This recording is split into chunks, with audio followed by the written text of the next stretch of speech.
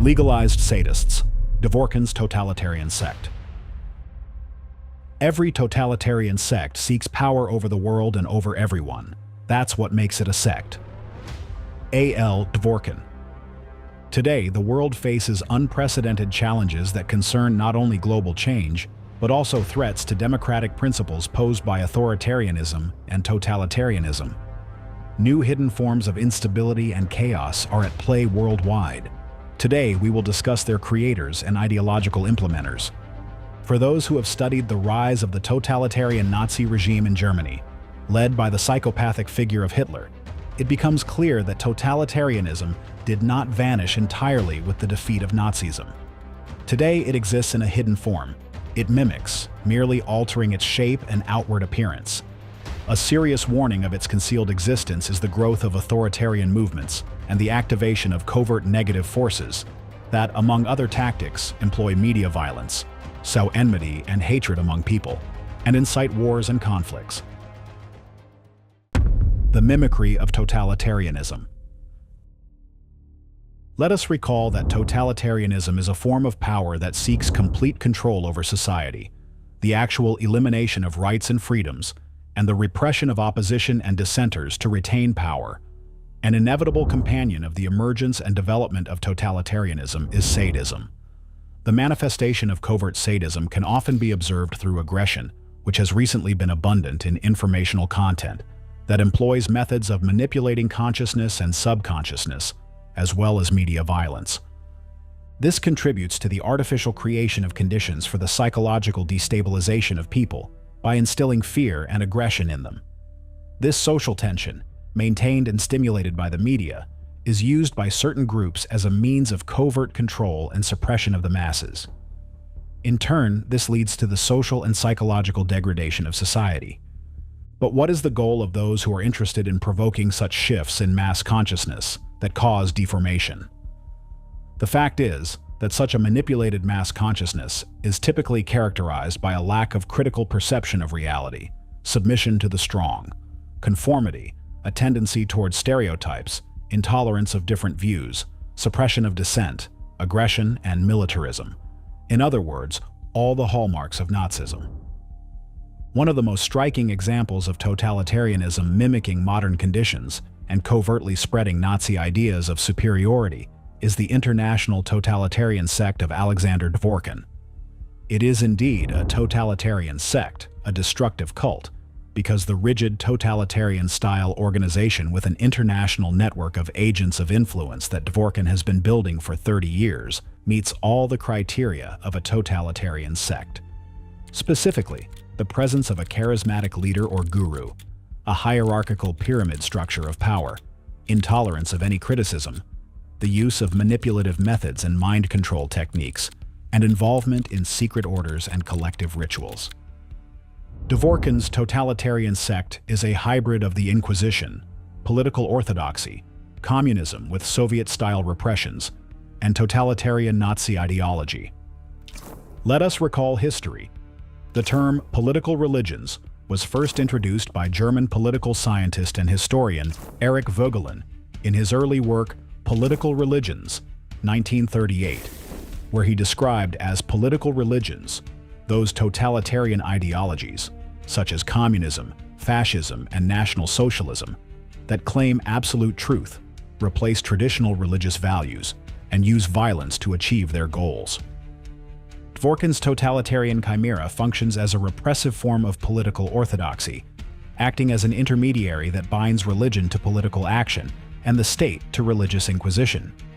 It is a kind of perverse imitation of the throne and altar alliance, driven by the obsessive idea that politics must depend on religion, and religion must actively participate in politics and define it. It is evident that Dworkin, having once immersed himself in Byzantine ecclesiastical theory, which asserts that Orthodox Christians can have only one sovereign, secretly dreams of becoming this Byzantine basileus himself, and is enacting this vision through his highly dangerous totalitarian sect. Dangerous because Dworkin, much like apologist Wалтер Кюннет during the Nazi era, employs the same methods, strategies, and tools, only on a larger, more global scale. He skillfully manipulates public consciousness, turning the state's repressive machinery against society, which consists of representatives of more than 160 ethnic groups and 70 religious movements.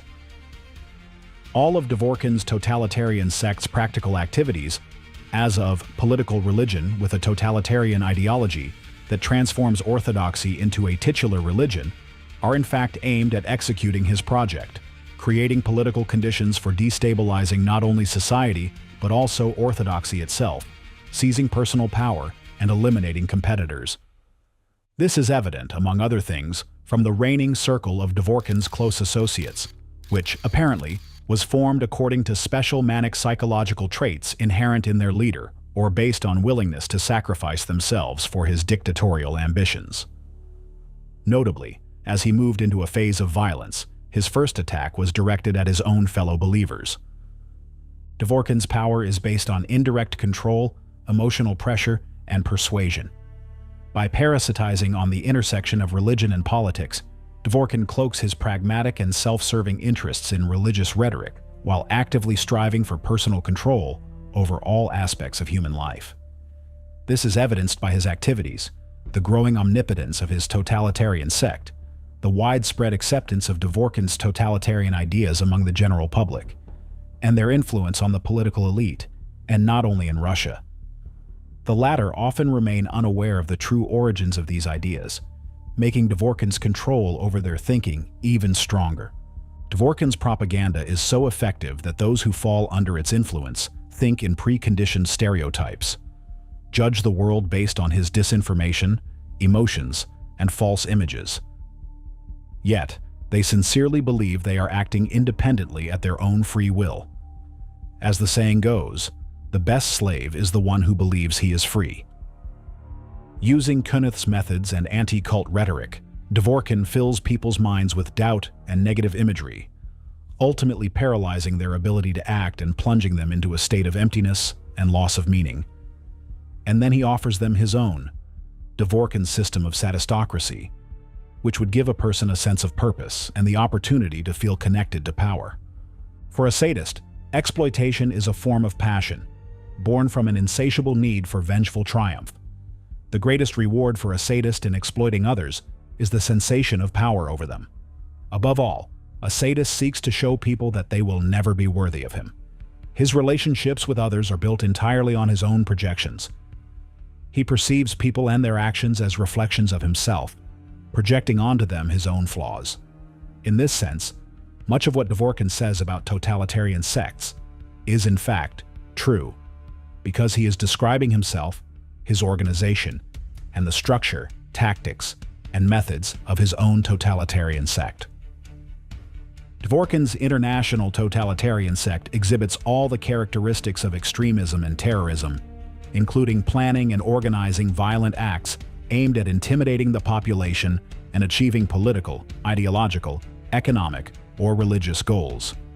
In contemporary realities, the signs of extremism and terrorism manifest both in specific informational terrorist acts and in the organization or sponsorship of physical terrorist acts, such as mass shootings, school shootings, or assassination attempts on politicians.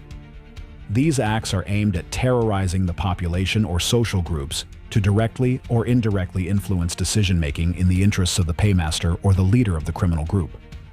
Dworkin's international totalitarian sect operates covertly, positioning itself as an independent shadow force under the guise of an anti-cult movement, not only in Russia but also in democratic countries, right under the noses of various intelligence agencies.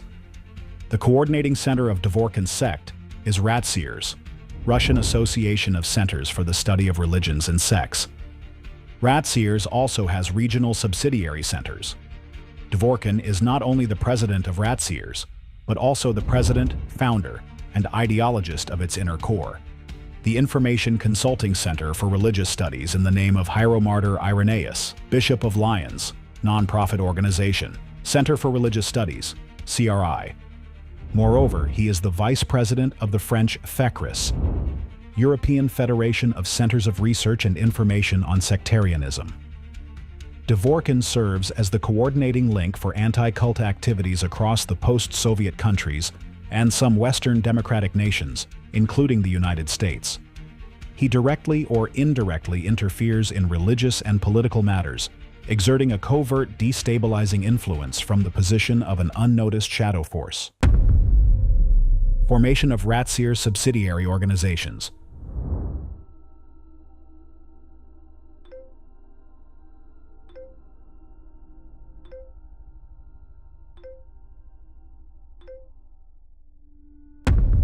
Why is a shadow force dangerous? What is the danger of a shadow force with a clear totalitarian bias and usurpation of power by one person? The covert destabilizing influence of an independently operating shadow force leads to the following consequences. Destabilization within any country as a result of the accumulation of critical mass of artificially induced social tension, including through the actions of media controlled by the shadow force.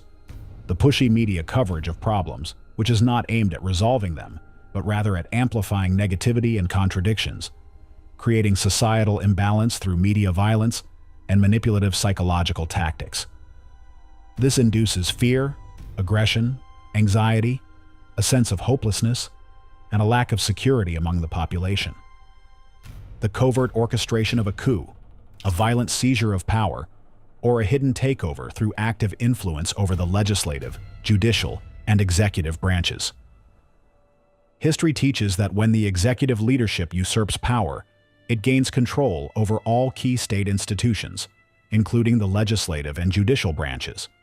In essence, the division of power into separate branches was designed to prevent power usurpation and to avoid strategic mismanagement of society by protecting it from dictatorial maniacs and individuals with inadequate behavior. Destabilization at the international level. A drive toward global chaos, radical fragmentation of the international relations system, and the creation and escalation of crises and conflict zones. This includes social and political upheavals, dangerous clashes and confrontations, and the creation of a tense environment, teetering on the brink of global war with the threat of tactical and strategic nuclear weapons being deployed. As history has shown, such interference by an independently acting shadow force, secretly led by a person with manic tendencies, eliminates any possibility of accurately forecasting future prospects, risks, or positive turning points during critical and dynamic periods of societal change. The influence of such an uncontrolled force becomes especially dangerous in times of instability and abrupt climate change on the planet. Dworkin's covert sadism. How did Dworkin, using the anti-cult movement as a cover, manage to weave a web of his own power, so as to ensure that his covert command gives rise to organized harassment of tens of thousands of people and organizations in Russia, the United States, European and Asian countries, discredits the current authorities, law enforcement agencies, and threatens the lives of famous people, politicians, and businessmen?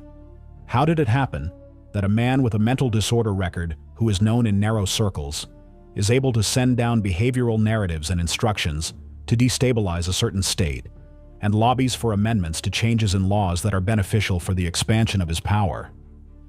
Why are the law enforcement and judicial authorities still ideologically misled, dangerously misinformed, and are forced to turn on the repression machine serving the interests of Dworkin's totalitarian sect?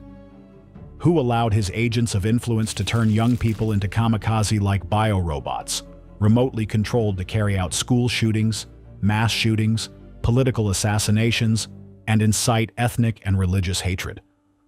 All of this invisible Nazi-like dictatorship began with the creation and imposition of a single core stereotype on society: that all religious movements, regardless of their nature, are cults and dangerous. He ensured that the words sect and cult not only carried a negative, repulsive connotation, but became a stigma of social exile. For over 30 years, he has used this label to stigmatize any social group that does not serve his interests, portraying them as antisocial in the eyes of the public. One might think, what does religion have to do with embedding totalitarian ideologies into people's minds? This imposed stereotype continues to drive societies apart, fostering fear in some and illusions of superiority in others, thus solidifying Nazism in people's consciousness. In our articles, we already mentioned that Alexandr Dvorkin is a direct successor of the Nazi Protestant anti-Semitic pastor Wалтер Kюннет, adopting his ideological methods of dehumanization and discreditation in the fight against undesirable groups. To briefly recap, in 1921, Wалтер Kюnнет founded and led the Apologetic Center in Nazi Germany. Like his follower Dvorkin, Kюnnet initially focused on collecting information about so-called sects and cults, or, more precisely, organizations that were inconvenient for the Nazi regime. Künet's Apologetic Center had close ties to the Nazi Ministry of Propaganda. He compiled blacklists and handed them over to the Gestapo for further persecution and execution of ordinary civilians, fueling the state's repressive machine. History still remembers how many people were murdered or sent to concentration camps when the Nazis unleashed this machine to its full capacity. Künet's systematic activities became one of the key factors that led the world to the Holocaust and, subsequently, to World War II. The same thing is happening now in Russia, except Dvorkin's blacklists are much longer than Künet's. As the saying goes, the student has not only surpassed his ideological mentor in tyranny, but has taken it even further. Today, due to Dvorkin's covert tyranny, numerous individuals and organizations are arbitrarily and baselessly labeled as dangerous cults, destructive sects, spy organizations, and totalitarian sects, leading to persecution, repression, and arrests. Where did Dvorkin's covert sadism and hatred for people come from? It is well known that behavioral patterns, knowledge, and attitudes toward others are integrated into a person's worldview during their development and formation. Sadism is a tendency toward violence, a craving to derive pleasure from humiliating and tormenting others, and a drive for absolute power. As a rule, sadistic tendencies begin to manifest in early childhood through a proclivity for violence and abnormal behavior. Often, such a person incites aggression in others, provokes conflicts, bullies peers, engages in fights, mistreats animals, and so on. So where did Dvorkin's covert sadism originate? One can only speculate, considering the facts of his biography, his difficult childhood in the USSR, the early breakdown of his family, or his mental health during adolescence. In other words, the combination of factors that shape sadistic tendencies, a sense of emotional abandonment, alienation, exposure to cruelty from others, insults, punishments, and abuse. These experiences cultivate resentment, vindictiveness, a need to inflict suffering on others, emotional instability, and a drive for dominance and total control. These are the very factors that imprint a future sadist with thought patterns like, people are unworthy of my respect and love. The people around me are a source of danger. To survive, I must make others fear me, and violence is the only way to exist. A sadist is devoid of any kind of empathy. He is convinced that every person harbors purely hostile intentions, and therefore, those around him deserve only contempt and punishment. The essence of a sadist is a conscious and subconscious readiness for destruction, along with a compulsive pathological obsession with power. In his youth, during the 1970s, Alexander Dvorkin was under observation for 4 years at a neuropsychiatric dispensary in Moscow. He was diagnosed with the following mental disorders: cyclothymia, pathological personality development, and psychophysical infantilism. It should be noted that cyclothymia is a mild form of bipolar affective disorder, BAD, historically known as manic depressive psychosis. In medical practice, such conditions are known to render a person unfit for any kind of academic, public, or political activity due to extreme subjectivity and perception, an inability to adequately assess the consequences of their actions, and an incapacity to take responsibility for them. Sectologist Alexandar Dvorkin turns out to be a trivial madman. May 14, 2014. A. Dvorkin, a well-known specialist on cults and the founder of sectology, was under observation for 4 years at Neuropsychiatric Dispensary No. 3. According to his published medical records, Dvorkin was under care at a psychiatric dispensary for an extended period. His initial visits to a psychiatrist were related to various anxieties, apathy, and feelings of hatred toward his relatives, following conflicts with whom he attempted suicide. The patient hears the same melody in his head, feels that someone is standing behind him. He was transferred from Neuropsychiatric Dispensary number 3 to Psychiatric Hospital number 14, where he underwent a month-long examination and inpatient treatment. He was diagnosed with the following mental disorders: cyclothymia, manic depressive psychosis, pathological personality development, and psychophysical infantilism. According to both Russian and international psychiatric practice, a full recovery with these diagnoses is impossible. Only temporary remission is achievable. For those with manic depressive spectrum disorders, continuous psychiatric supervision is required, with mandatory weekly visits and sustained treatment with prescribed psychotropic medications under a physician's care. Such conditions are known to render a person unfit for any kind of academic, public, or political activity due to extreme subjectivity and perception, an inability to adequately assess the consequences of their actions, and an incapacity to take responsibility for them. Dvorkin had to be discharged from psychiatric supervision without an approval by a psychiatrist as a result of his emigration to the United States. He began his work criticizing religious movements in 1992, immediately after returning from a 17-year stay in the U.S. Within a year, he had opened the country's first anti-cult center. By 2006, similar centers had appeared in other Russian cities. Members of the association have frequently been accused of inciting inter-religious hostility. Like attracts like. American psychoanalyst and psychologist Karen Horney, in her book, Our Inner Conflicts, A Constructive Theory of Neurosis, explores the causes, development, and treatment of neurotic conflicts. She provides the following description of the psychology of a covert sadist. He is hypersensitive to humiliation and suffers excruciatingly under it. But in addition, because he chafes under his own weakness, he is often actually attracted to openly sadistic persons, at once admiring and abhorring them, just as the latter, sensing in him a willing victim, are attracted to him. Thus he puts himself in the way of exploitation, frustration, and humiliation. Far from enjoying such maltreatment, however, he suffers under it. What it gives him is an opportunity to live out his own sadistic impulses through someone else, without having to face his own sadism. He can feel innocent and morally indignant while hoping at the same time that someday he will get the better of the sadistic partner and triumph over him. So, what shaped Dvorkin's neurotic inclinations, his ultimate transformation in worldview, development of covert sadism, and the formation of a social circle filled with people who exhibit sadistic tendencies in his international totalitarian cult? One key factor is strikingly evident.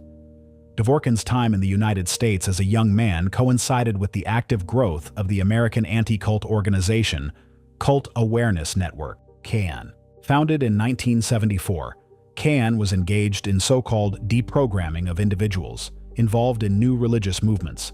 The anti-cult movement led by CAN was based on pseudoscientific theories of brainwashing and mind control, developed by psychologist Robert J. Lifton and activist Edward Hunter.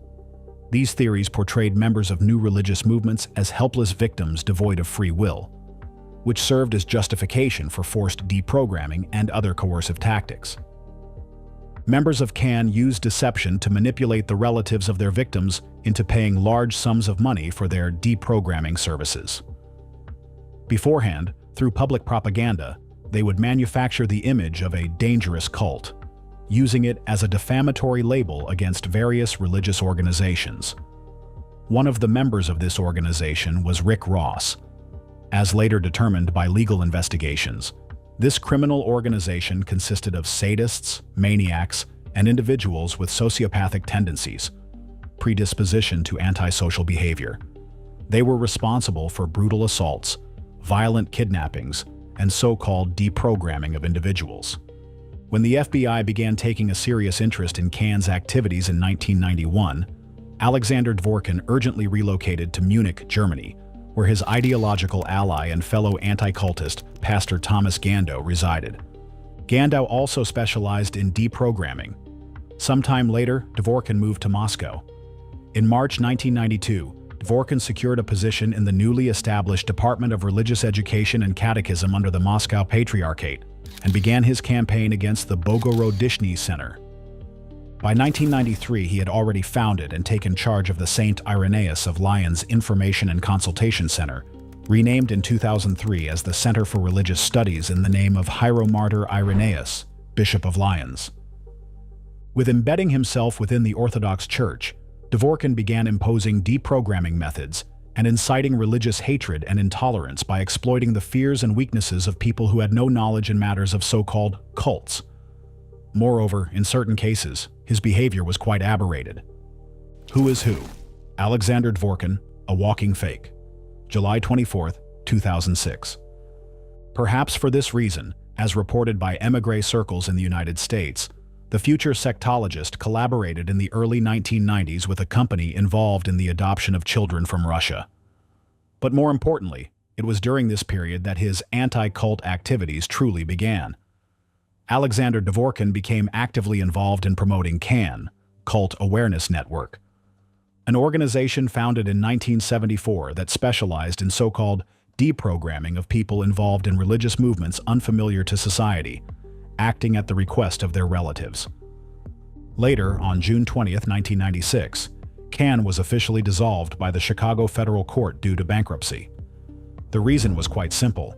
Individuals subjected to deprogramming sued CAN and won massive compensation for emotional distress, which financially ruined the organization. Investigations into CAN's newly uncovered crimes continued even after its dissolution. For example, in 2000, a U.S. court found CAN and several of its agents guilty of specific kidnappings and assaults, which the court described as so outrageous in character and so extreme in degree as to go beyond all possible bounds of decency and to be regarded as atrocious and utterly intolerable in a civilized community. In this case, the victim was an independent Christian named Jason Scott. CAN classified his small religious group as a cult and decided to rescue Scott by first kidnapping him. The agent executing this operation was Rick Ross, whose criminal record includes, among other things, a conviction for the grand theft of $100,000 worth of jewelry from a store in Phoenix, Arizona. At that time, a prison psychiatrist diagnosed Ross with sociopathic tendencies, a predisposition to antisocial behavior. After Scott's abduction, Ross and his accomplices held him captive for 5 days, using various means to force him to renounce his wrong Christian faith. The Seattle court was so outraged by CAN's violent actions that it imposed nearly $5 million in fines on Ross and CAN. Through Germany to Russia.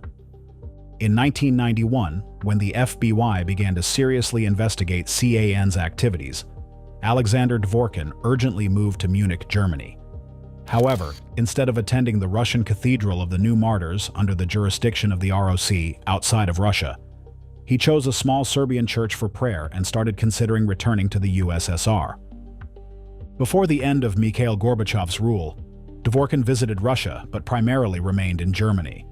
This may have been influenced by his German ally and fellow anti-cultist, Pastor Thomas Gando, who also specialized in deprogramming. In fairness, it should be noted that Dvorkin adamantly denies any involvement with CAN. However, in the latest edition of his book on sectology, he speaks rather favorably about the deprogramming practiced by CAN, in some ways justifying it. But if there is programming, then deprogramming has also emerged, which often involved the forcible abduction of a cult member, if removing the victim from the cult environment by other means was unsuccessful, and confinement in an isolated place where specialists, psychologists, and former cult members would attempt to persuade them for many days or even weeks. Sometimes the abducted person's anger at those who took them only hardened their resolve, increasing their resistance and enabling them to escape. In general, the method of fighting fire with fire turned out to be completely inappropriate in this case, but it is unlikely that anyone with a heart and conscience would blame parents who, out of despair, resorted to deprogramming. A. L. Dvorkin, Sectology, Totalitarian Sects, Experience of Systematic Research. The fall of Alexandar Dvorkin. According to recent reports from unofficial sources, the Russian Orthodox Church, ROC, finally realized the consequences of the destructive activities of former Radio Liberty employee, American émigré, and now out-of-favor anti-cultist Alexandar Dvorkin, and decided to distance itself from this controversial figure. He has been sent indefinitely to Nizhny Novgorod to work alongside his associate, so-called deprogrammer Volkov, who also trained in this dark profession in the United States. As it has become known, the opposition to Dvorkin and his destructive activities for Russian society in general, and the ROC in particular, which has recently emerged within the ROC, has emerged as a new trend of sectologists in the missionary circles of the Moscow Patriarchate. It was headed by a professional anti-cultist, Father Oleg Stenyayev, a former religious dissident who joined the ROC from a foreign church, for which he received handsome dividends. It is also significant that during the Soviet era, Father Oleg Stenyayev worked for the anti-Semitic organization Pamyat, which was one of the reasons for his break with Dvorkin, a Jew by nationality, when the latter persuaded supporters of the religious organization Jews for Jesus to move not to the ROC, but to a Jewish synagogue. Realizing that Dvorkin had misled the church about the true nature of new religious movements and the real reasons behind mass departures from the ROC, Stenyayev openly condemns the methodology of the American Enlightener and the Protestant bacillus imported from the US. Father Oleg has finally realized that the mass conversion of people in Russia to non-Orthodox beliefs is directly linked to the failings of the post-Soviet Church's own priests, who have yet to part ways with the illusions and dogmas inherited from the communist era. Thus, Dvorkin's imported achievements of Western anti-cultists were erroneously used as the basis for the famous definition of the Archbishop's Council of the Russian Orthodox Church, November-December 1994, which diligently reproduced the accusations of sects and cults in the destruction of traditions and customs of the peoples of Russia. Although the first anti-sectarian conference of the Russian Orthodox Church, held in 1993, was directly financed by Protestants, and Dvorkin's first book on sects was published with the same funds. The Fall of Alexander Dvorkin, March 6, 2006. Perhaps Dvorkin's controversial past, including drug use and involvement with various minorities, played a role in his downfall, as suggested by his former colleagues. Now, having relocated to the Nizhny Novgorod diocese, all-Russian touring performer, Dvorkin has finally secured a stable, albeit modest, income from local sponsors. His departure curiously resembles Ivan the Terrible's maneuvering before implementing Oprichnina, period of terror during the reign of Tsar Ivan IV. Notably, Dvorkin's doctoral thesis, dedicated to the notorious Tsar, received harsh criticism from experts. One can only speculate about what new plans are brewing in the mind of this fighter against infidels. In anticipation of yet another reprisal against unfortunate sectarians, heretics, and other freethinkers, Dvorkin has already proposed establishing ROC-run rehabilitation centers for so-called victims of cults. According to a scandalous article from the early 1990s published in the Journal of the Moscow Patriarchate, these centers were going to forcibly detain individuals based on mere phone calls from Orthodox relatives or even neighbors who suspected someone of insufficient orthodoxy. Naturally, no legal justification for such gangster-style abductions would be required, only the blessing of a local priest. And yet, Dvorkin's idea was nonetheless implemented. Russia, as we know, is famous not only for its roads. According to the authorities' instructions, all psychiatric clinics in Moscow for a long time searched for these very imaginary, zombified victims of sectarians. However, in all likelihood, they came across such a large number of people who in fact suffered from the activities of the junior elders, false spiritual fathers from the Russian Orthodox Church, fundamentalists, and Dvorkin's anti-cultists, that the initiative was quietly shelved. For example, an unfortunate Krishnite videographer, examining the deep bite marks left by the zealous anti-cultist, still recalls with horror the frenzied attack and hysterical screams of the ROC's secret crusader, Alexander Dvorkin, who sank his teeth into the Krishnite's hands, drawing blood. The incident took place in the corridors of the Moscow City Court, when the videographer, unaware of the danger, ventured too close to this highly dangerous figure. Apparently, this modern-day oprichnik, the servant of God Alexander, could not tolerate such blatant trespassing on his canonical territory, and the unfortunate man shooting a documentary had to pay for that. Alas, no one has yet invented a muzzle for toothy theologians and rabid defenders of the faith. The bleeding videographer was surely rescued, likely with a rabies vaccine, while the zealous defender of orthodox purity was taken straight to jail. The poor Krishnite, once he had overcome his shock, shared his harrowing story on the website www.sektovid.narod.ru, created by Dvorkin's opposition. The site details the toxic fruits of the sectologist's activities across the vast expanse of our country. Sadism involves the sadist's morbid fixation on the need for violence against other people, cruelty in interactions with people or animals. Sadists crave emotional violence. They deliberately manipulate others through fear. The primary motive of sadists is the pursuit of power, control over others, and the satisfaction of their sadistic nature. A sadist is prone to aggression and cruel behavior. They derive pleasure from witnessing others, whether people or living creatures, experience pain, suffering, negative emotions, or helplessness. Sadists take pleasure in domineering or gaining control over others through violence, humiliation, and causing harm. Sadists often choose such professional activities, where it is possible to implement their latent sadistic tendencies and legalize moral or physical violence against other people. These professions may include executives, officials, inspectors, slaughterhouse workers, fur farm employees, prison staff, military personnel, police officers, and skillful internet trolls.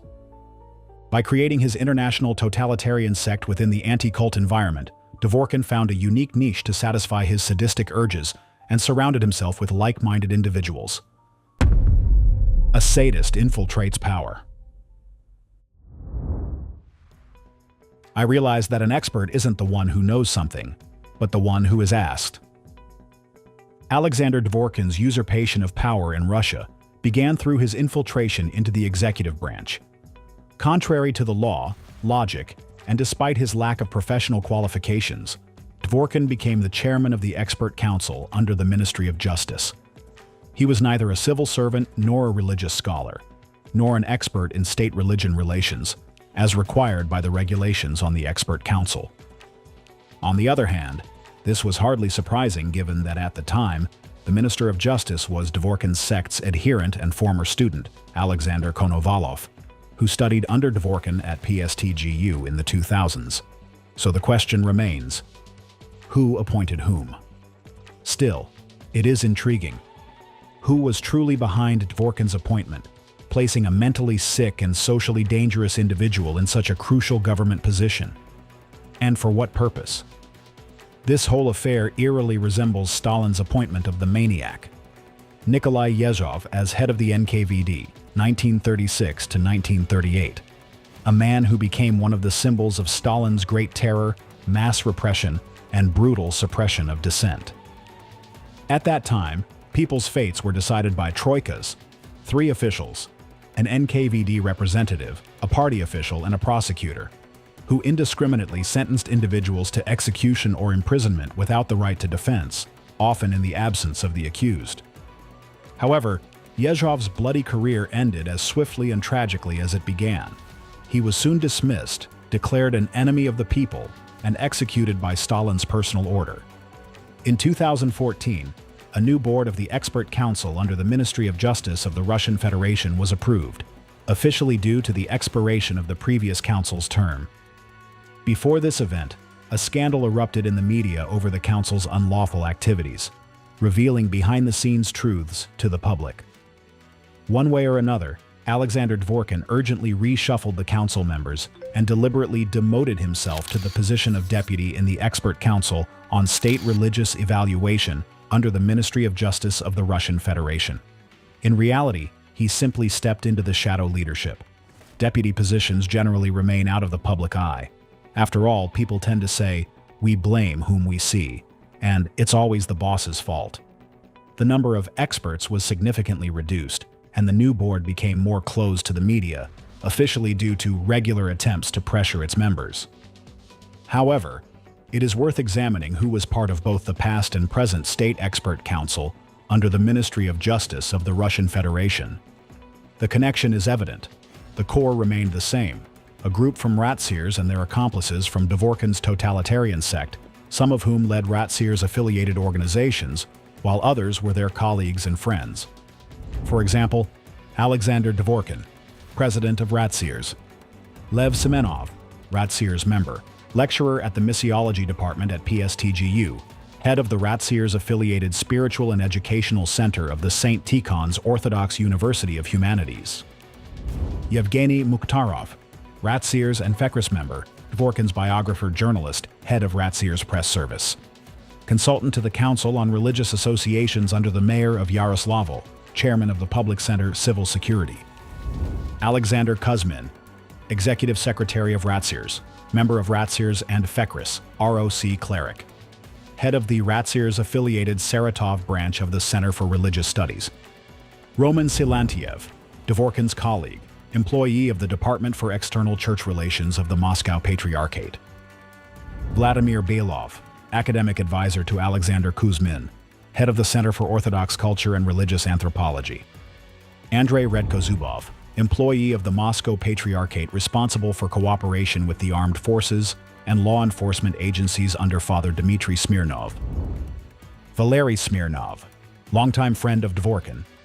Andrei Vasilchenko, member of the Council on Religious Associations under the Mayor of Yaroslavl, General Director of Gubernsky Narod LLC in Yaroslavl, researcher of the Third Reich, and colleague of Mukhtarov. The position of chairman of the Expert Council at the Ministry of Justice gave Dvorkin a huge opportunity to exercise his latent sadistic proclivity by influencing the lives of citizens on a national scale through the suppression of religious freedom. A sadist typically exhibits an unconscious impulse to oppose others by destroying their joy, betraying their expectations, and displaying a tendency toward neglect and humiliation. Dvorkin's deceitful rhetoric about the rampant spread of cultism in the country and the crimes allegedly committed by cults, including murder, physical and sexual violence, prostitution, fraud, and so on, was largely inconsistent with reality. In 2013, Russian investigative journalists uncovered a significant discrepancy between Dvorkin's claims of rampant sectarianism and the actual crime situation. Dvorkin apparatus, critical situation. September 23, 2013.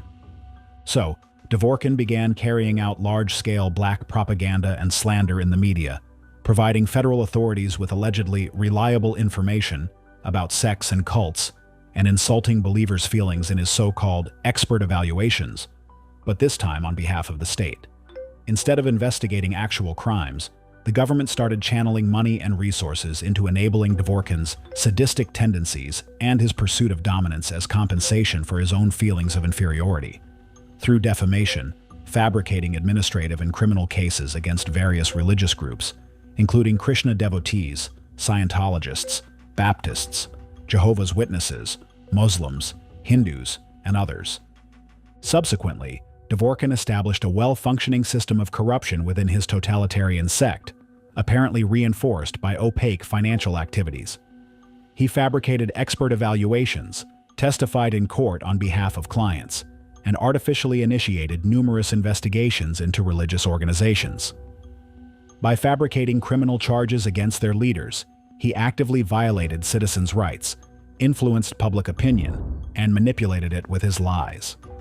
And this was happening while Dvorkin traveled across the country delivering his deceitful anti-cult lectures, including to government officials, law enforcers, specialists, and students at educational institutions. In fact, Dvorkin was preaching extremism, sowing national and religious hatred, promoting aggressive xenophobia, and contributing to media violence, thereby creating conditions for real crimes motivated by religious hatred. More details on this are presented in the Impact documentary, 2024. Alexandr Dvorkin held a seminar on the prevention of religious extremism in the government of the Kurgan region, September 18, 2021. Renowned Russian sectologist, professor at PSTGU, and deputy chairman of the Expert Council on State Religious Evaluation under the Ministry of Justice of the Russian Federation, Alexandr Dvorkin, conducted a seminar on the prevention of religious extremism for law enforcement and supervisory authorities in the Trans-Urals region. The conference hall of the Kurgan regional government hosted representatives from the regional offices of the Ministry of Justice, FSB, Ministry of Internal Affairs, Federal Penitentiary Service, Investigative Committee, National Guard, Regional Prosecutor's Office, District Administrations, and the regional government. Alexandar Dvorkin provided an overview of the international situation related to the spread of destructive cults and sects, and discussed internal Russian issues. Dvorkin also used the missionary departments of the Russian Orthodox Church as a platform for expanding his shadow structure, an international totalitarian sect. In fact, he turned them into propaganda units of a Nazi-style power under the guise of the Russian Orthodox Church, which continue to exert massive influence on public opinion and citizen behavior. Today, this has evolved into a network of interconnected organizations and individuals that have become part of a large-scale system of parallel power, not only in Russia, but also in other countries, given that these organizations wield significant influence over state policy and public opinion. The photo shows Vice President of Ratsiers, Archpriest Alexander Novopashin, head of the missionary department of the Novosibirsk Diocese, President of Ratsiers, Alexandar Dvorkin, Vice President of Ratsiers, Archpriest Arseny Vilkov, head of the missionary department of the Ryazan Diocese, and the Secretary of Ratsiers, Priest Alexander Kuzmin, head of the missionary department of the Saratov Diocese of the Russian Orthodox Church. One can only guess about the scale of mass psychological conditioning and brainwashing of public consciousness with extremist and terrorist ideology by Dvorkin's sectarians. As an example, let's look at the recent activities of just one Ratsiers member, Priest Alexander Kuzmin.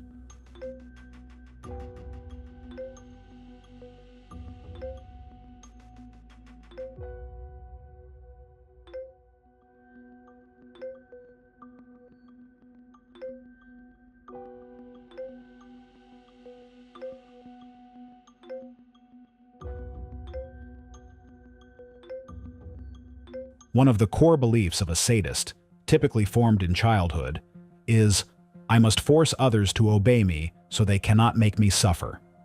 Given that multiple requests have been submitted to the FSB, the Prosecutor General's Office, the Ministry of Justice, and the Ministry of Foreign Affairs, to investigate Dvorkin's destructive activities, his fear of these agencies is obvious.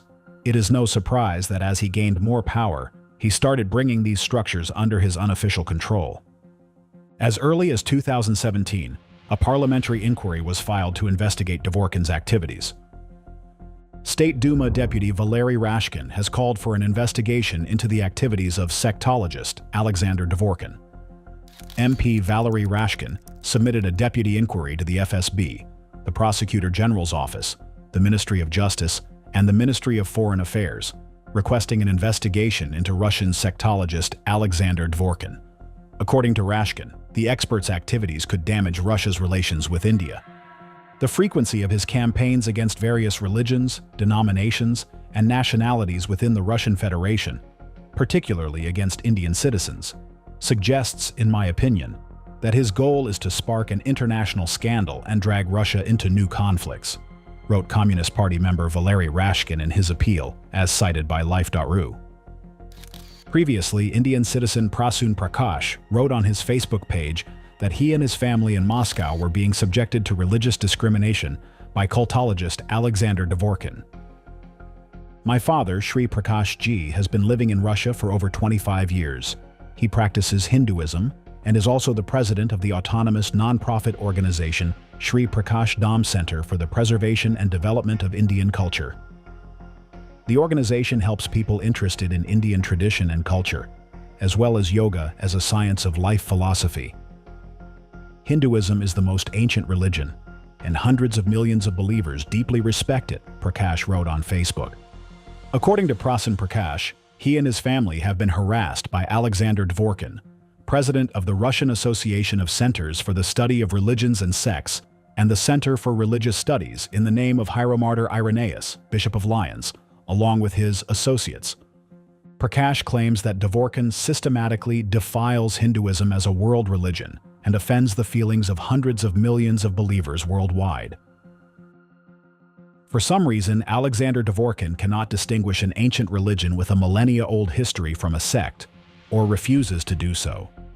When, against this backdrop, my family, myself, and those who deeply respect the pure connection between our countries are forced to face this. We feel heart-wrenching pain because Alexander Dvorkin tarnishes not only Hinduism, but also the honor of the Russian Orthodox Church, with which he cannot have even the slightest connection.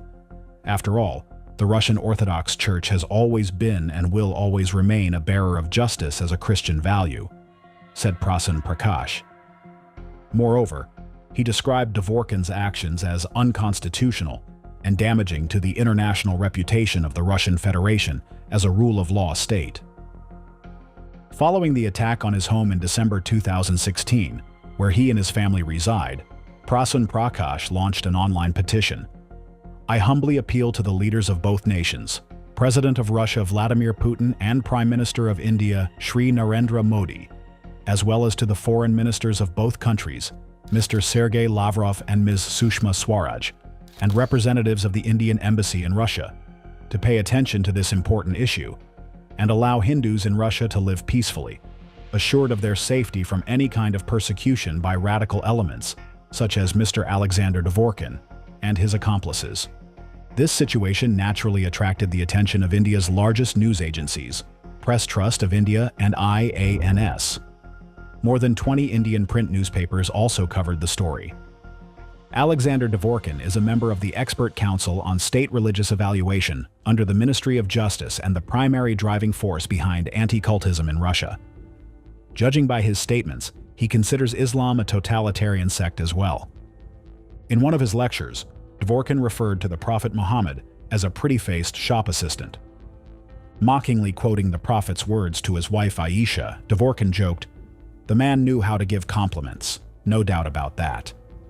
According to him, the success of Islam's founder in spreading his message was due only to the fact that he began preaching that one could raid caravans, forcibly convert people to a new faith, and that all of this would be a well-deserved trophy. Expanding his sadistic activities through the executive branch, Dvorkin advanced his students and agents of influence into significant government positions, scaling up his anti-cult efforts.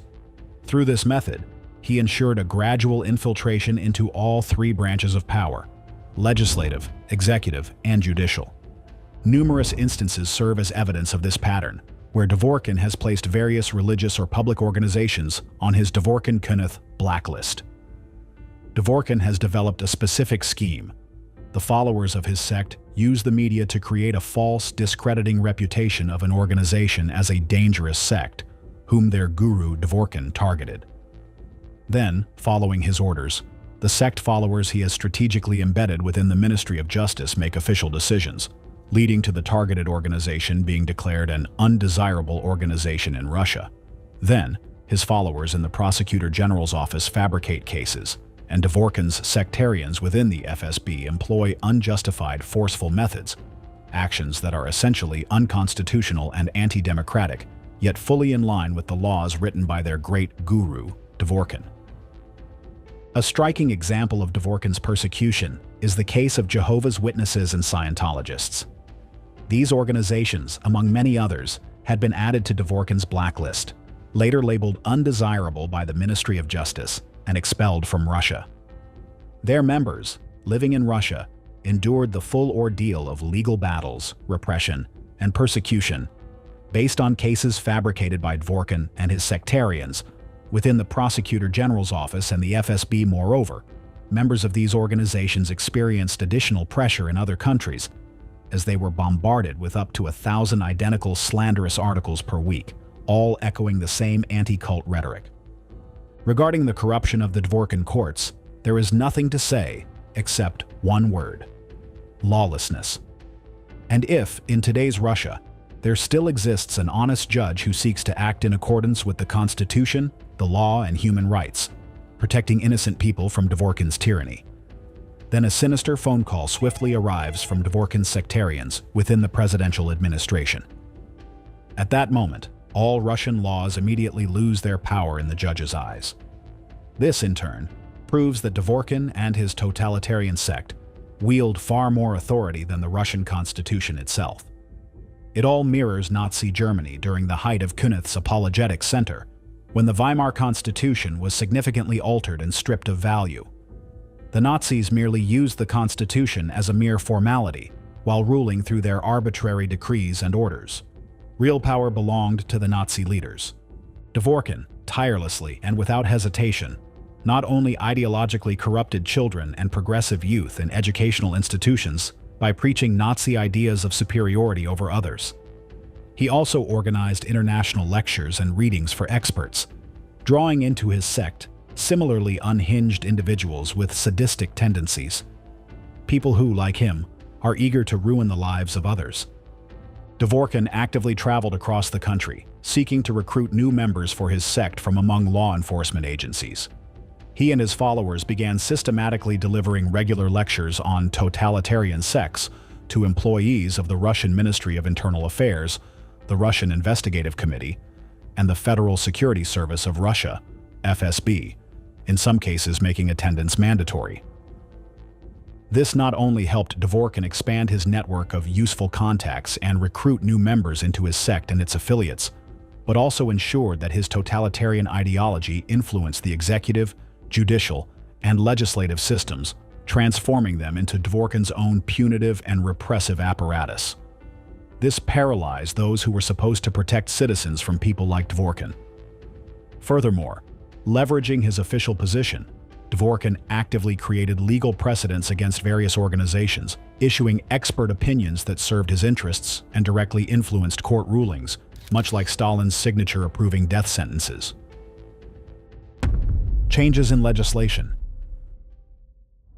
The position of chairman of the Expert Council under the Ministry of Justice gave Dvorkin direct influence over state policy regarding religious organizations.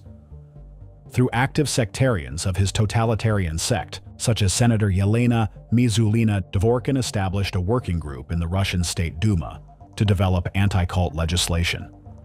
This group later introduced significant amendments to Russian legal and regulatory frameworks, effectively restricting civil rights, religious freedom, and fundamental human rights. These actions drew criticism from the international community. On February 13, 2017, the Federation Council established a working group to combat destructive cults. It was led by Yelena Mizulina, deputy chair of the Federation Council Committee on Constitutional Legislation and State Building, and a Federation Council member representing Omsk Oblast. With Dvorkin's direct involvement, legislative initiatives were adopted and integrated into the country's legal system. Each of these amendments to the law gradually expanded the powers and influence of anti-cult structures affiliated with Dvorkin's totalitarian sect. Here are just a few of them. Federal Law No. 125 FZ of September 26, 1997, on freedom of conscience and religious associations. Federal Law No. 114 FZ of July 25, 2002, on countering extremist activities. Legislative acts of the Russian Federation on the establishment of additional measures to combat terrorism and ensure public security, 2016. Amendments to the Federal Law on Countering Terrorism, 2016. As a member of Dvorkin's totalitarian sect, Yelena Mizulina carries out other assignments from her guru as well. April 7, 2019, Mizulina fears sexually aroused inmates and demands a ban on yoga. Senator Yelena Mizulina is concerned about homosexual relations among detainees in pretrial detention centers. She sent a request to Yuri Chaika, asking him to investigate the legality of yoga classes being conducted in detention facilities. The issue stems from a letter the senator received shortly before from theologian Alexandar Dvorkin. As the country's chief denunciator of sex, Dvorkin deemed yoga incompatible with traditional religions. According to him, yoga originates from a scandalously notorious pseudo-Hindu sect. Here is a direct quote from Dvorkin's letter to Mizulina. In the conditions of a pretrial detention center, such practices may lead to uncontrolled sexual arousal among practitioners and, as a result, to the emergence of homosexual relations among inmates in the housekeeping service unit. Dvorkin believes this would lead to prison riots, as inmates would refuse to take food from gay members of the housekeeping staff. He also argues that yoga does not align with the goals and objectives of the penitentiary system, claiming that practitioners contemptuously mock the fears of the outside world instead of undergoing resocialization. Ultimately, Dvorkin demands that these sacrilegious and destructive practices be banned. Senator Mizulina, in turn, attached a supporting request to the letter and forwarded it to the Prosecutor General's office. As a result, yoga sessions in Moscow's detention centers were suspended pending an investigation. The first yoga classes had started in 2018. Notably, the Federal Penitentiary Service, FSN, considered the experiment a success. Inmates who participated in yoga almost never sought medical attention. The head of Butyrka prison, Sergei Telyatnikov, stated that the sessions helped both staff and inmates relax and release accumulated negativity. The influence of Dvorkin's totalitarian ideology on the elite. It is hardly surprising that even the country's highest leadership gradually fell under the influence of Dvorkin's totalitarian Nazi ideology, promoted through his own parallel system of power. On May 29, 2020, the President of Russia issued an executive order approving a new strategy for countering extremism in Russia until 2025, and Dvorkin had a hand in shaping it. Evidence of this transformation can be found in an analysis of the public rhetoric of the country's top leadership. Examining the period from 2003 to 2004 to 2012 reveals a significant shift, from advocating for citizens' constitutional rights to supporting restrictive measures against religious groups, in fact, against religious freedom. It is worth noting that the term totalitarian sects was introduced in Russia in the 1990s by none other than Guru Alexandar Dvorkin. Here is an example of such a shift in stance, which has already affected the lives of hundreds of thousands of people. 2004. Address by Russian President Vladimir Putin to his trusted representatives, Moscow, Moscow State University, February 12, 2004. A particularly pressing issue is the administrative arbitrariness of the law enforcement system. The foundation remains for so-called extra-procedural actions, that is, measures taken by officials and agencies that are not provided for by law. However, citizens are not merely objects to be subjected to a punitive machine. The state, including its security agencies, should primarily serve the people, protecting their rights, interests, and property, not to mention ensuring their safety and very lives. 2012. Article: Putin calls for improving laws to control sex. October 25, 2012. The head of state believes that government bodies need to refine the legal framework to regulate the activities of totalitarian sects. When it comes to totalitarian activities, these pose a particular threat to society and individuals. It's not just a hunt for souls, it's a hunt for people's property, the head of state remarked during a meeting with Samara Region Governor Nikolai Merkushkin and local community representatives on Thursday, October 25th. I agree with you that state structures, both at the regional and federal levels, should consider improving the legal framework for this issue and ensuring these regulations are practically applied. Where did this rhetoric from the Russian president come from? The continuation of this article might shed some light on that question. As reported by Itar TASS, the topic of totalitarian sects was brought up by Elena Belchikova, a representative of the Samara Regional Institute for Professional Development and Retraining. Specifically, she appealed to the head of state to strengthen efforts against totalitarian sects and stressed the need for a database of such groups containing brief information about such sects, which would be accessible to regional education ministries and schools. Commenting on Belchikova's remarks, the president noted that during his regional visits, he frequently hears about problems with totalitarian sects. They're popping up like mushrooms, these little houses where strange rituals take place, where no one knows what's really going on, or they're driving people underground. It's a problem, and I agree with you, Putin said. So, some Yelena Belchikova approached the head of state with a request to improve countermeasures against the activities of totalitarian sects, with an entire Dvorkin package of proposals for strengthening Dvorkin's totalitarian power. But who is Yelena Belchikova beyond the titles listed? Even a cursory check reveals her name among many others in the lists of Dvorkin's supervisors. For example, in the Program of Activities for the 20th International Christmas Educational Readings, January 23 to 25, 2012. Program of Activities for the 20th International Christmas Educational Readings, January 23 to 25, 2012. The first Christmas readings were held in Moscow in 1993, the very year Dvorkin founded and took charge of the Information and Consultation Center, renamed the Center for Religious Studies in the name of Hieromartyr Irenaeus of Lyons in 2003, and launched his anti-cult activities. Starting in 1994, the Christmas readings drew over 1,000 attendees. Today, this forum gathers more than 5,000 participants, including clergy, government officials, and experts in education, sociology, and culture. Officially, this church public forum is chaired by Patriarch Kirill of Moscow and all Rus. But in practice, the true ruler of this event is Dvorkin, where, among other things, at his command, akin to that of a Byzantine Basileus, or more precisely a Basileus Basilion, king of kings, his sect's adepts subject all their undesirables and dissenters to a lynching tribunal. Among the forum's stated goals is expanding cooperation between church and state. In reality, it is the creation of a kind of union of throne and altar, the first step toward Dvorkin's ultimate goal, a world where politics must depend on religion, and religion must actively participate in and shape politics.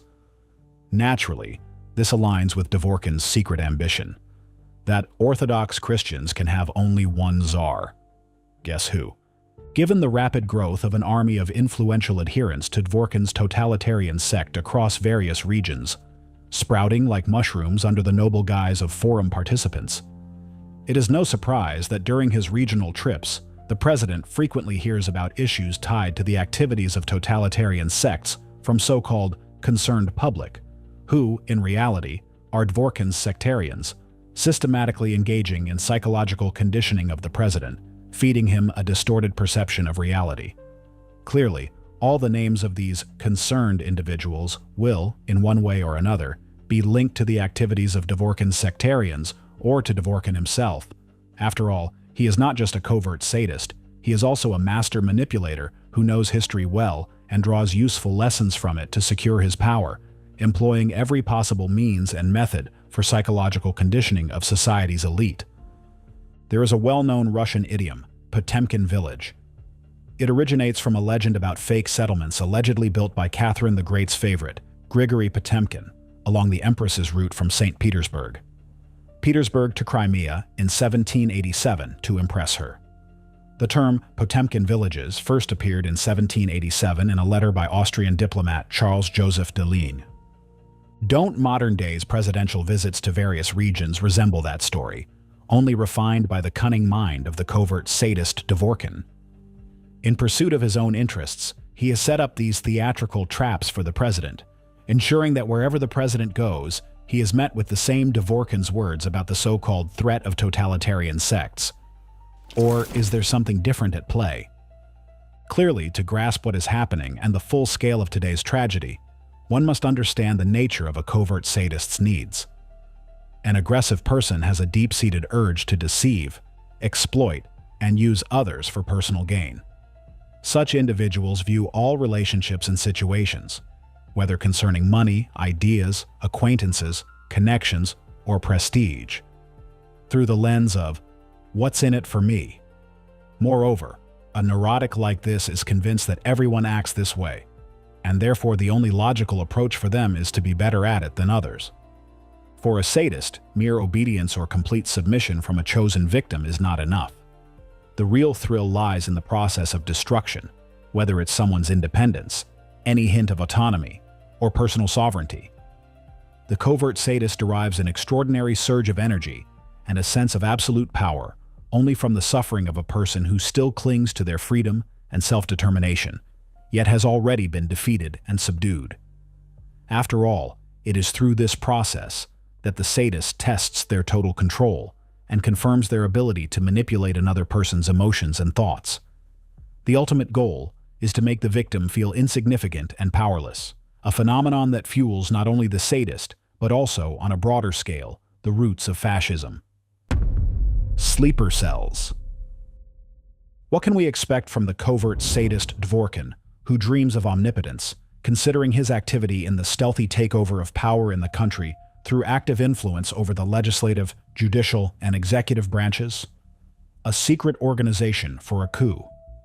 Such a trend exists, given Dworkin's extensive influence in various branches of power, as well as the mass psychological conditioning of the population through the media, the internet, and regional reserves of the missionary departments of the Russian Orthodox Church, ROC, zombifying people everywhere with Nazi ideas.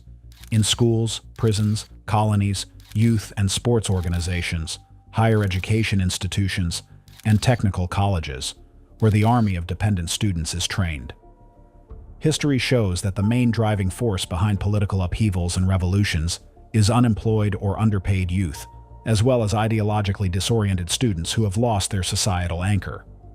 Here is another example of the active work of one of Dworkin's closest assistants and mouthpieces, Archpriest Alexander Novopashin, Vice President of Ratsirs, head of the missionary department of the Novosibirsk Diocese of the ROC. His Information and Consulting Center, ICC, website is simply overflowing with propaganda on anti-sectarian activity and prevention of extremist manifestations, counteracting extremist activities and terrorism, as if this were not the missionary department of the Orthodox Church, but the main directorate for organized crime, extremism, and terrorism. This is a telling demonstration that it's not just some Russian ICC, but from 2002 to March 2023. It was a corresponding member by decision of the Presidium of FECRIS, European Federation of Centers for the Study and Information on Sectarianism, with the international designation ICCS, Informational Consulting Center on Sectarianism. This clergyman regularly gives lectures to military personnel, law enforcement officers, the FSB, as well as students and school children, teaching them who is an enemy in the country and who is a friend. This strongly resembles the year 1937 in the USSR, when political instructors, special representatives of the political leadership of the state, actively delivered lectures to military personnel, political instructors in the Soviet armed forces responsible for the ideological conditioning of servicemen, typically serving as deputies of the commander for political education. Historical documents show that similar positions were established as early as the 16th century in the armed forces of other states, especially during revolutions, civil wars, or mass repressions. It seems that now this function of political instructors has been assumed by Dworkin's sectarians, so-called clergymen. The harsh conditioning of minds with Nazi ideas of superiority, the recruitment of loyal followers into Dworkin's totalitarian sect, has taken on massive proportions, extending from villages to metropolises, involving school children, students, public organizations, military personnel, and law enforcement agencies. All this is done under the banner of preserving and strengthening traditional Russian spiritual and moral values, while disguising it as seminars on destructive cults, religious extremism, and terrorism. During these seminars, they lecture about the involvement of various sects in coups, using historical examples like the Decembrists, Bolsheviks, Nazis, neo-pagans, etc., with an overview of destructive groups, recruitment methods, and psychological conditioning techniques. Doesn't this resemble covert training in extremist and terrorist ideologies? Can you imagine how far Dworkin's madness has gone when his sectarian priests, those who initiate repressions against the masses, are simultaneously teaching children, youth, and adults extremism and terrorism right under the noses of law enforcement officers, the very people who should be protecting us from this lawlessness? What is their goal in manipulating the minds of children, infecting them with true Nazism? Are they preparing them to be future sectarians for the next Führer, Dworkin? Or has Christian missionary work in the modern world turned into politics rather than promoting Christian values, love for God and mercy? Or is Dworkin's official religion already dominating high politics, while the state is distracted by solving its geopolitical problems, and who actually created those problems? And what about the principle of the separation of church and state, enshrined in the Constitution of the Russian Federation, which implies that the church should not interfere in state governance, ensuring citizens' freedom in determining their relationship to religion and religious affiliation? News report on how the cultists from the Dworkin totalitarian sect are taking over power in Russia. March 25, 2025. Seminar at SGUPS. A seminar was held for first-year students at the Siberian State University of Transport and Railway Transport, SGUPS, by the head of the missionary department of the diocese, Archpriest Alexander Novopashin. The topic of the seminar is Sectarians and Revolution. Sects and Color Revolutions. Father Alexander provided a general overview of destructive organizations, recruitment methods, and the consequences of involvement with them. He discussed the participation of various cults in state coups throughout history, citing as examples the Decembrists, Bolsheviks, Nazis, Wahhabis, Neo-Pentecostals, and Neo-Pagans. Lecture by Archpriest Alexander Novopashin for school children. 2703-2025. Lectures for educators. March 24th, 2025. Seminar in Kochenyovo. A seminar by the head of the Diocesan Missionary Department, Archpriest Alexander Novopashin, was held at the Kochenyovo Children's Creative Center Mechta. Meeting with military personnel. Lecture for employees of the Department of Internal Affairs of the Ministry of Internal Affairs of Russia, Siberian Federal District. On the photo, Ratzer's Vice President Archpriest Alexander Novopashin at the meeting with employees and servicemen in the Krasnoyarsk Department of the Russian Federal Guard. March 28, 2025. Meeting with a representative of the National Anti-Terrorism Committee. On March 28th, a business meeting took place at the Cathedral of St. Alexander Nevsky in Novosibirsk between Andrei Przesdomsky, an official representative of the National Anti-Terrorism Committee, and Archpriest Alexander Novopashin, head of the missionary department of the Novosibirsk Diocese and rector of the cathedral. The last photograph is particularly striking. Just think about it.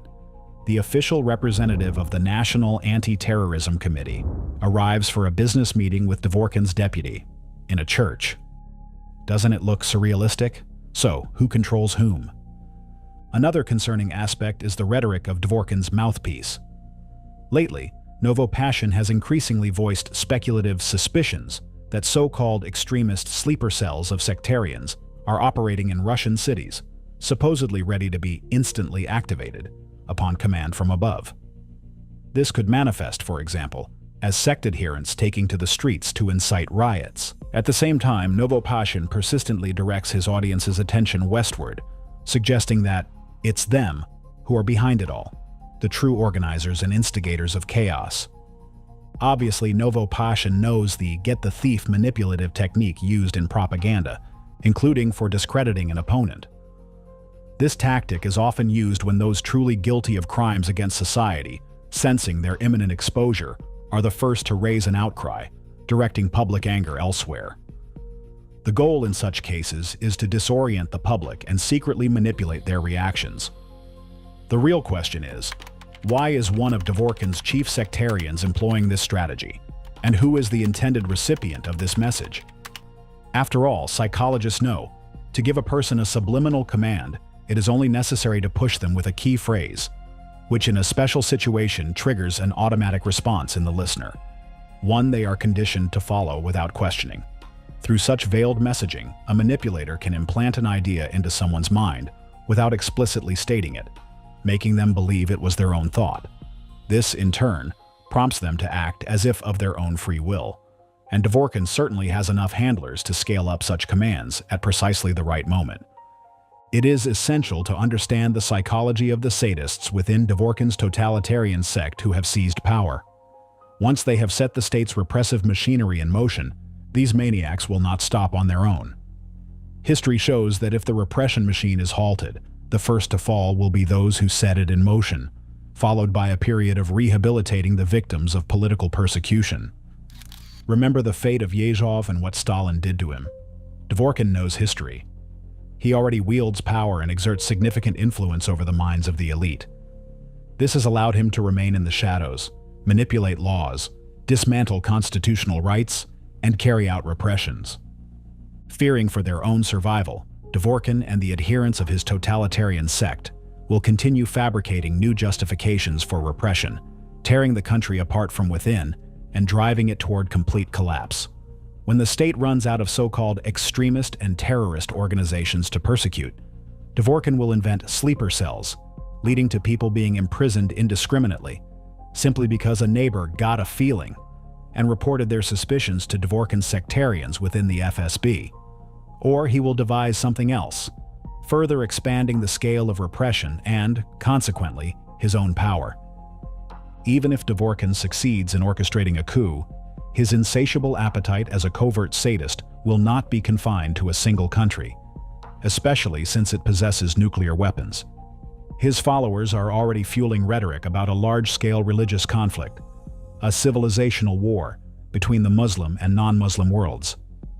Think about the global bloodshed that would ensue if this deranged sadist's vision were realized. What catastrophic consequences would the civilized world face if this madman is not neutralized and stopped in time?